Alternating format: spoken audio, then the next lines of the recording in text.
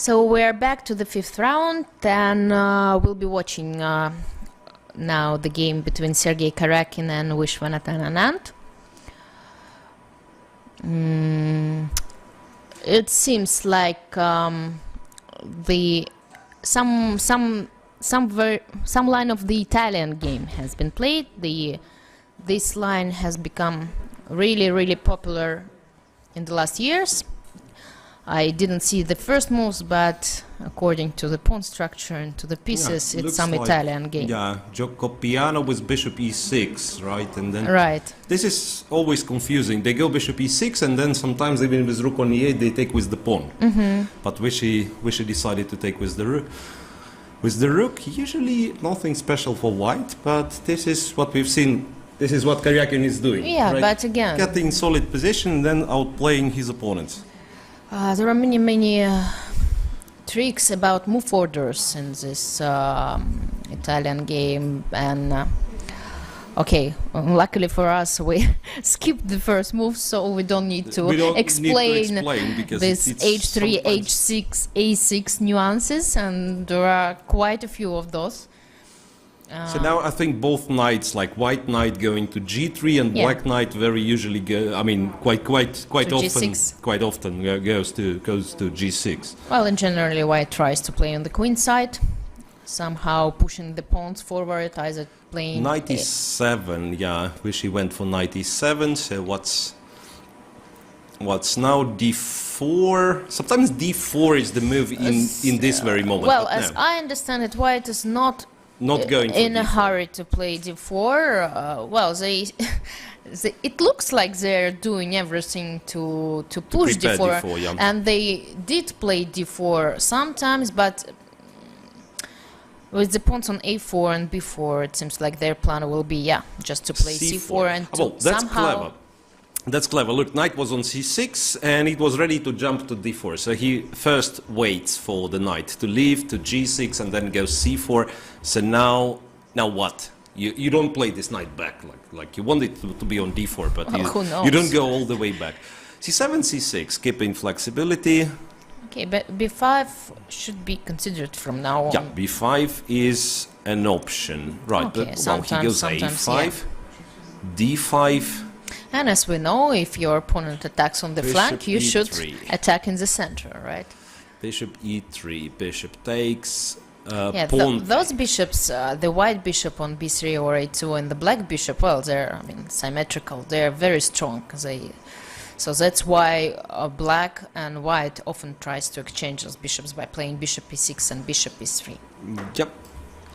Sergey takes with the pawn, accepting the fact that he will have double pawns. But now there is a new motive in the position. If white plays if white would play c5, then he has like knight f5, knight d6 ideas. Therefore, Vishy decides to react first. So he plays c5, bc5, and then something like queen c6. So many doubled pawns, huh? Yeah, and Karjakin for the time being, he's the pawn up, but c5 pawn will be lost sooner or later. And you know, if you look at white's structure, it's like all of them are weak. Surprisingly for me, Sergey is playing so fast, and as he knew what he is doing. Queen c3, what's the problem with taking on c5? Rook c6. You don't need to be in a hurry again. So wants to take with the rook. I don't like white's position anymore. If rook takes c5, it's like c4 is under attack, a5 is under attack. So, rook takes c5, just now. Yeah, maybe, white's position is not that terrible. Maybe he is still fine in terms of achieving a draw. Well, knight d7 played by Vishy. If we talk about fighting for equality, then maybe. Maybe white is still fine, but... Still in the fight, but if we talk about getting some kind of opening advantage... No advantage at all. Okay, no advantage at all. And even this knight d7 with the idea to take on c5 with the knight. Maybe a bit slow, but at the same time... Looks very unpleasant, I don't know, for white. Well... Knight on g6, on the other hand, is not doing that much. Well, and the rook will be probably transferred to d5. if black... well, that we are a little bit behind. Behind. Now this is the that's position. The current position, yeah. So if knight takes c5, then Rook d5. rook d5, yeah, maybe.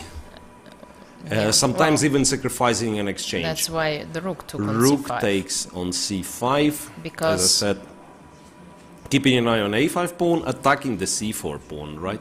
Queen b4, so that rook c4 is met with rook d7. Okay, little tricks on the way. Well, then I can go to f8.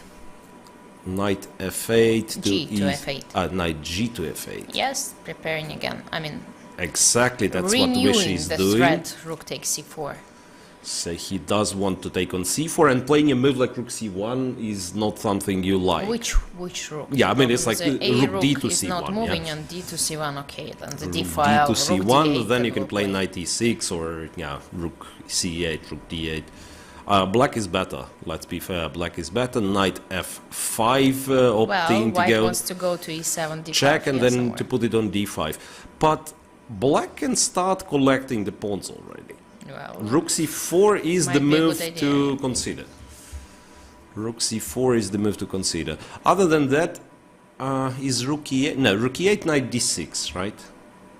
I mean, I thought maybe not to give white the opportunity but first, to go with the check. yes, you need to understand what will happen after rook Rook takes e4. takes. If you can take with a tempo the pawn, why not? And then the pawn on e4 starting hanging. And,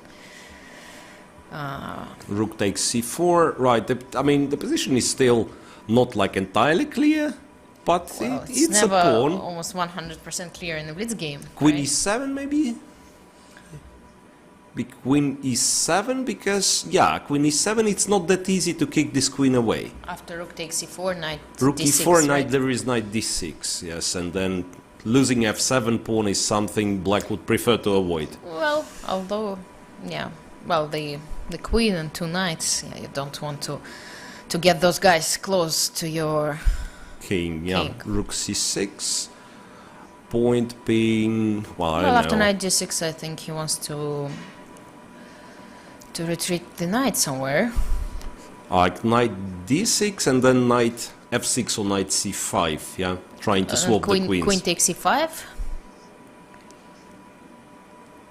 Well, we'll see. Knight d6. No, but you have to do something. You don't play a move like f6. Yeah, f6, knight f5 actually, or knight e8. Yeah, you have to play. You have to make a move with d7 knight. I don't know if knight f6 or... Oh, there is this line, like knight f6, queen e5, and then some jumps like knight g6, Well, I will. where you have to I will move retreat the... my queen somewhere. I don't know where to. This is what will happen anyway, I guess. Knight f6. Because you can trade and go knight e5, but then black is fine, right? In order to keep at least some tension. Well, probably rook c6 was not a very, like... Well, Karjakin decides to take on c7 and then to take on e5. Yeah, why not, actually? Why not? Because even if he loses the pawn on e4... Yeah, b7 is weak. Yeah, yeah, white is fine. and f7 is also White is kind of fine. kind of hanging. And two Rook knights, e7, wait, rook e7... Rook e7 attacking What happens the if knight. I take? I mean, I always wonder. It's not so clear for me. Yeah, so the if position I we take are... on f7, yeah. The position we are discussing is the position after queens were swapped on c7 and white has taken on e5. Yeah, And right, rook because e7 has been played. rook e7 has been played. Knight f7, well, it's Yeah. okay. Yeah. He takes, Because two knights, it's not a knight and a bishop. takes, knight takes, king takes, and rook b1. Yes.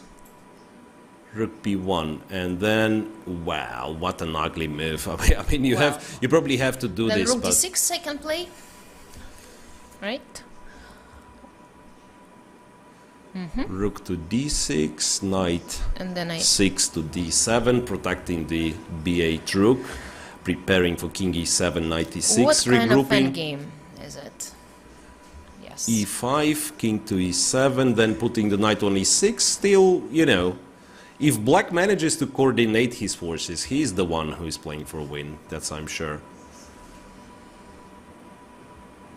Knight e6 is coming. Yeah, and the position on digital board seems to stuck for quite a bit. So this is you better try to watch from the camera view, guys. Luckily for us, we see the board, right? The picture of the board. Yeah. Okay, but what can we tell about this endgames? We should always remember that 2 knights against a king is a draw. Yeah, that's kind and of. actually, recently in the World Rapid Championship, it happened. In one of my games, I managed to save my game. Being 2 pieces down. Yeah. Well, I sacrificed. I went to this line, to this endgame, two knights versus king, sacrificing some pieces, 2 pieces before that. Yeah, well, we were shown that Swidler and Nakamura have finished. That was a draw, I guess. Yeah, it's a draw for Swidler and Nakamura. All the other games are still in progress. Kramnik just won against Mamedyarov. So Kramnik keeps scoring. Yeah, and now our digital board started to move. It's still behind, though. Okay, well, what we can see from the video that Anand, he managed to fixate, I mean, somehow his knights. The knights are protecting each other. But Sergey is now, he's trying to... Yeah, so now knight on c5 is hanging. I'm still to understand what happens if knight d7 will be played. I mean, wish he has an unambitious move, which is rook takes h3. And then he has a draw. That's, I'm sure, it's like 100% a draw. I'm not sure. It seems like it's the only move, actually. Well, why? I mean, I can go knight d7. I don't see what happens. The king is on e7. Knight goes back to d7, yeah, and actually e5 pawn is... Yeah, knight d7 played, rook to b4, knight back to c5. So will he make a draw? Or? Yeah.